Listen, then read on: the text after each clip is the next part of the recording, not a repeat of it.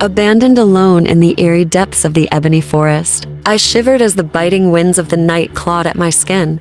The ancestors' whispers in the wind seemed to lament my fate. My parents, both divine beings, had cast me out for being mortal, a betrayal that echoed in my soul. The night threatened to devour me, but just as I felt the darkness seep into my bones, a warm light pierced through the canopy. An elder woman, draped in the vibrant kitenge of the mountain tribes, emerged like a beacon of hope. She wrapped me in her embrace, her voice soft like a mother's hymn. She named me Nyoka, after the sacred serpent, a symbol of duality and power in our culture. Under her care, I found strength and love I had never known. Her kindness was the light that guided me through the darkest storms. She raised me with honor, teaching me the sacred dances of resilience and the songs of our ancestors. But fate's cruelty is unyielding. When I came of age, I was cursed. My hair turned to writhing vipers, each one whispering truths I wished to ignore. My gaze, once full of warmth, turned others to stone if they sought to harm me. To the world,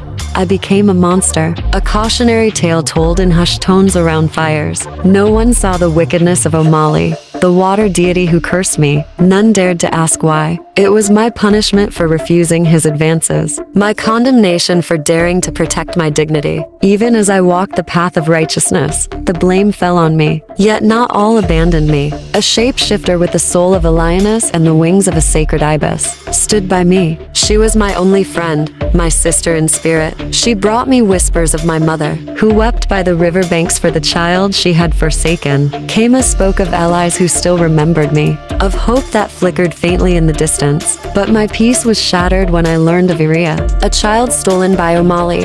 Her parents had been slain by his hand, and her cries haunted the winds that carried Kaima's news. The injustice ignited a fire in me. My resolve hardened. I would not stand idly by as O'Malley continued his reign of terror. Kaima and I ventured into the heart of the unknown, the Temple of Tides, O'Malley's domain. The path was fraught with danger, spirits guarding sacred groves, serpents of fire slithering through the underbrush, and the haunting gaze of the forest's ancestral guardians. But with each step, the love I had been given and the strength I carried within me burned brighter. The fight ahead would not just be for Iria, but for every soul silenced by fear, for every mortal punished for daring to defy the gods. With Kaima by my side, and the ancestors whispering their blessings, I would face the storm and reclaim the love stolen by the tides. The risk was immense, yet my spirit stood unyielding.